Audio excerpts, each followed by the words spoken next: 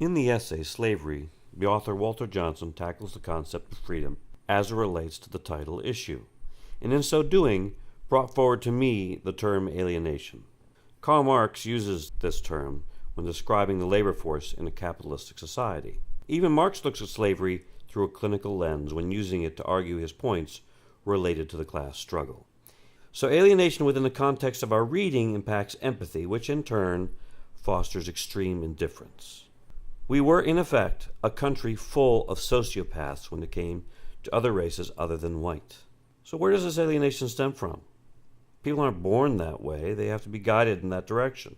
Those guides are our leaders. Leadership is an incredibly powerful place to be. You lead by example, and often your example impacts other people's lives. In the slavery essay, Johnson sheds light on industrial and financial leadership in colonial white society. A first-hand account of the slave trade by Falconbridge describes how the business worked and shows us what people are capable of doing when they disassociate themselves from another human being. In this drawing, we see the deplorable conditions these human beings had to face when not being beaten or forced to do hard labor.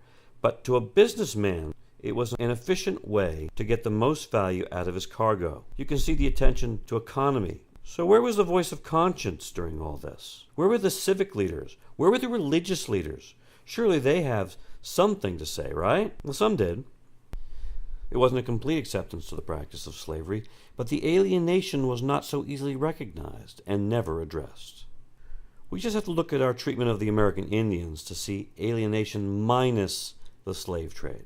When a group of highly respected leaders from both the profit and nonprofit sectors of society got together for the first annual Friends of the Indian Conference, it was with the intention of improving the life of the Indian. Bishop Whipple, who was not able to attend the session because of a prior commitment, sums it up best in a letter he requested be read at the conference. He says, "Is there any possible way to protect these poor brown brothers from the curse of the firewater, which is worse than ever before?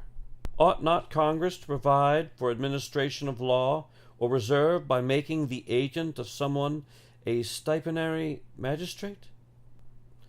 Is there any remedy for the leasing of Indian land to perpetuate the old curse of heathen pauperism? Is it not a solemn duty we owe to them to prevent the alienation of their land?" Did they think they were doing anything wrong?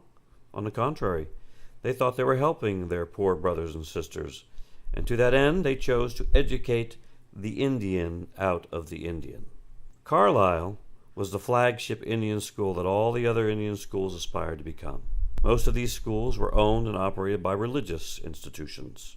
These children were, in most cases, forced from their homes never to see their parents again.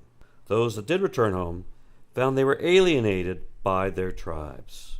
So in many cases they would simply take their own life. A great many of them died at the hands of indifference to their humanity.